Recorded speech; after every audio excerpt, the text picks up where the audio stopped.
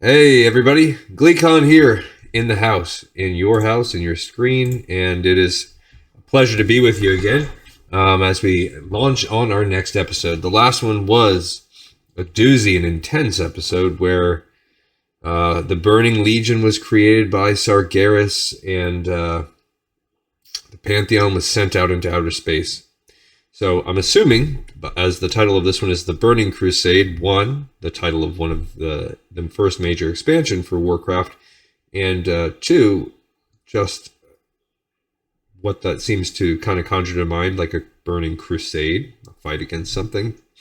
I'm guessing this is going to be the response to Sargeras and his evil ways of his eradication of all life on the universe as the only way to destroy evil.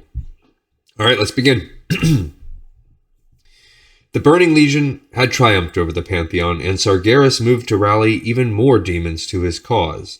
Yet the fight with the Pantheon had exposed a flaw in his seemingly unstoppable army, one that he was determined to remedy. For all of Sargeras' vast power and intellect, he could not direct his entire army at once. Demons were vicious and bloodthirsty, but most lacked strategic thinking. Much of the Legion had fallen needlessly to the Pantheon. Sargeras wanted cunning and tactically minded commanders to join his side, and he had seen a place from which to harvest such servants, a world called Argus. Argus was home to the highly advanced eredar, a race far more intelligent than any other Sargeras had encountered. The eredar hungered for knowledge above all else. By attaining it, they believed they could shape the universe into a better and more benevolent place. A triumvirate of leaders ruled over the eredar not by might or fear, but by contemplating the great questions of the cosmos and sharing the answers with their people. The mighty Archimonde had a gift for finding the strengths in those around him. His bold demeanor inspired his followers, filling them with the confidence and the courage to face any challenge. Kil'jaeden, the most brilliant of the rulers, was considered a prodigy even among the gifted eredar.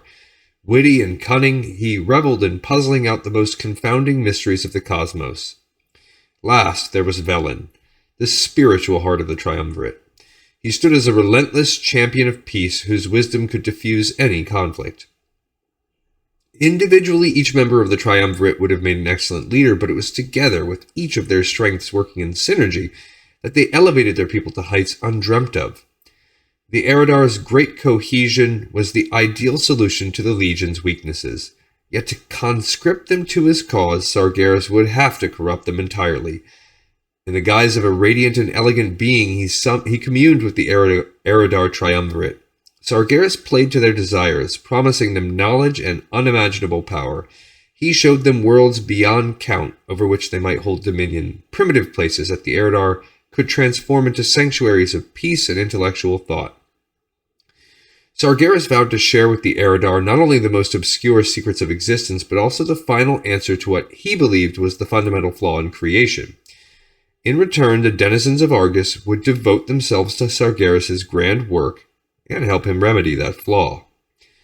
The offer awed both Archimonde and Kil'jaeden, who were honored to be part of this grand undertaking. Velen, however, was not convinced. He sensed something strange about the seemingly beautiful and all-knowing creature who had appeared to them. Velen meditated using an ancient artifact gifted to his race by the holy Naru long before his time, the Autumnal Crystal. Through the enchanted relic, he received a horrific vision of the Eredar's future if they sided with Sargeras. They would become horribly disfigured, transformed into demonic beings of depthless evil. Velen warned his brothers of what he had seen, but they dismissed his insights and made it clear they intended to accept Sargeras' offer. Fearing that Archimonde and Kil'jaeden would kill him if he continued to dissent, Velen feigned acceptance. Though he and Kil'jaeden were particularly close friends, Velen didn't believe he could trust their bond to prevail over Sargeras' enticing promises. Velen despaired at the fate of his people. In this moment of desperation, the same beings who had granted him vision of the Eredar's downfall reached out to him. One of the Naru, Kure, contacted the Eredar leader and offered to shepherd him and his closest allies to safety. Filled with renewed hope, Velen sought out other Eredar whom he believed he could trust. As Sargeras arrived on Argus to corrupt the unsuspecting Eredar, Velen and his followers made their daring escape. They gathered aboard a massive Naru-dimensional fortress known as the Genedar and fled their homeward world forever. From that day forward, Velen and his followers would be known as the Draenei, or Exiled Ones. On Argus, Sargeras bent the other Eredar to his unholy will. Fanatical, fell whisperings surged through the minds of the world's inhabitants, drowning out their ability to reason. Sargeras also infused the Eredar with fell energies, twisting their forms to resemble hideous demons. Sargeras found quick use for his new fell-corrupted converts. The Eredar settled in as commanders within the Burning Legion. Kil'jaeden and Archimonde would stand as the most gifted and powerful among them.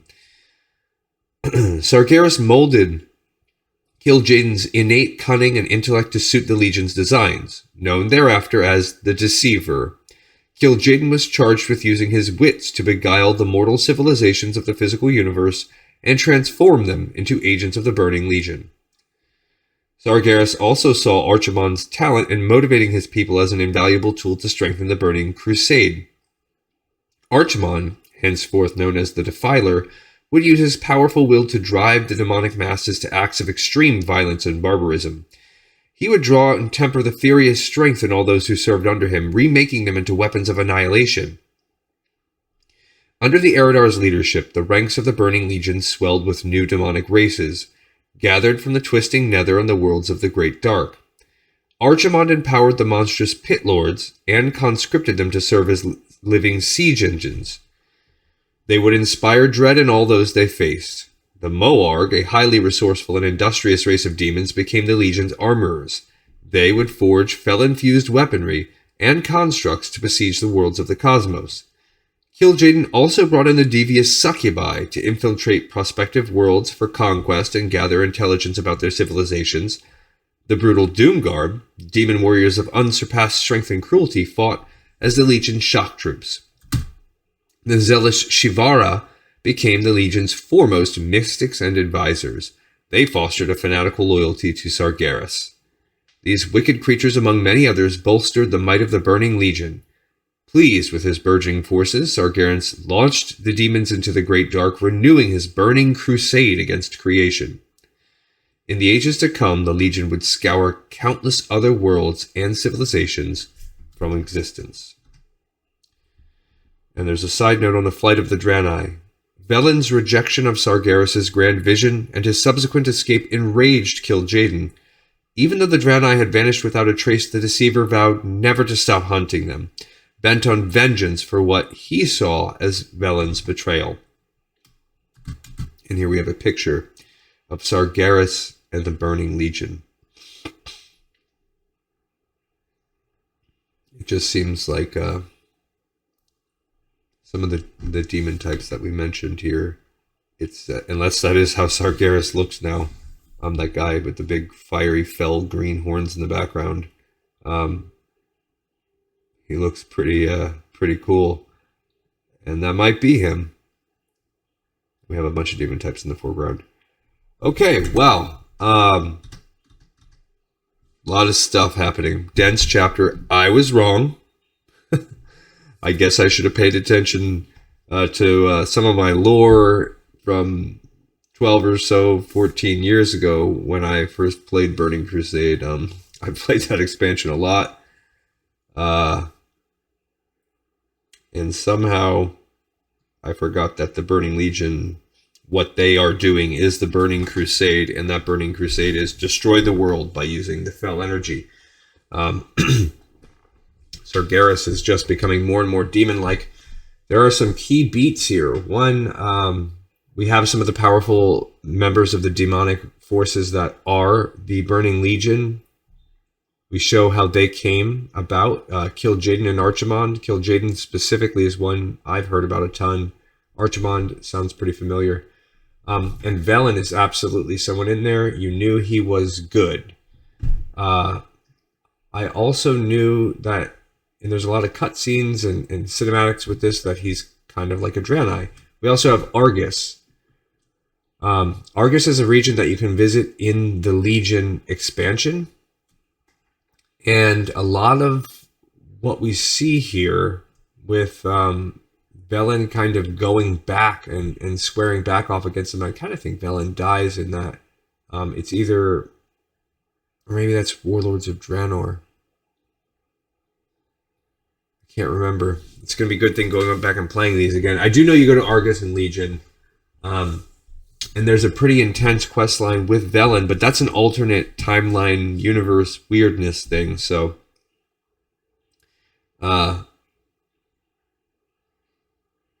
yeah. And then that makes me also think, I know we have the two Dalarans, and I thought the other Dalaran, that might be an alternate, I don't remember. If it's Draenor is a alternate timeline, but Legion is time travel. So maybe we're visiting this moment in Legion. I don't know. I got to pay closer attention when we do all those things. But in the long and short of it is that you've heard a lot of this stuff before. You do see Argus as the world where the eredar came from.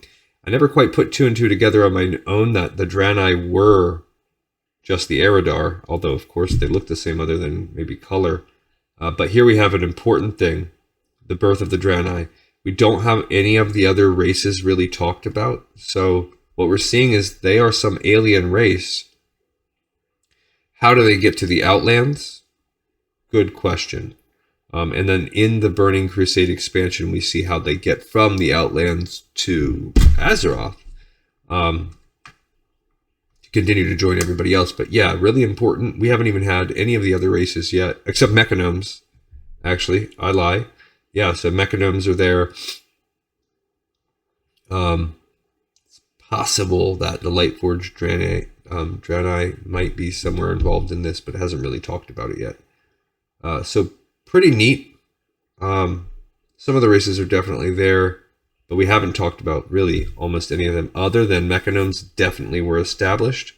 And now we have draenei that were established, and potentially they haven't talked about Lightforged, but you could almost make the argument that they're in there somewhere too, because they come from Argus. And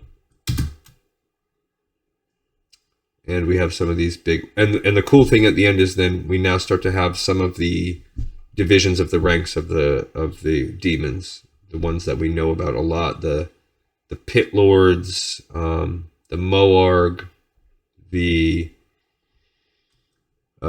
Succubi, the Doom Guards, the Shivara, the Shivas, those ladies with all the multiple arms.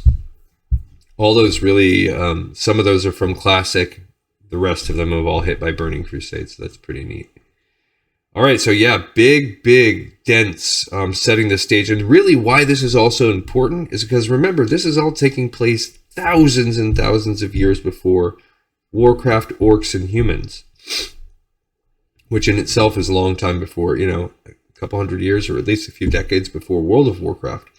So you have the stage that's set because the crux of Orcs and Humans is this demonic influence that then starts to permeate Azeroth. So we'll get there when we look at that expansion and the setup to it. But this was a lot. This was a lot of neat stuff.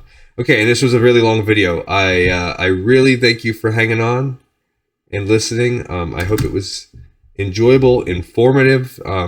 I learn things every time I do these videos, and I'm really happy to learn them with you guys. It's a true pleasure. I will see you on the next episode. Adios.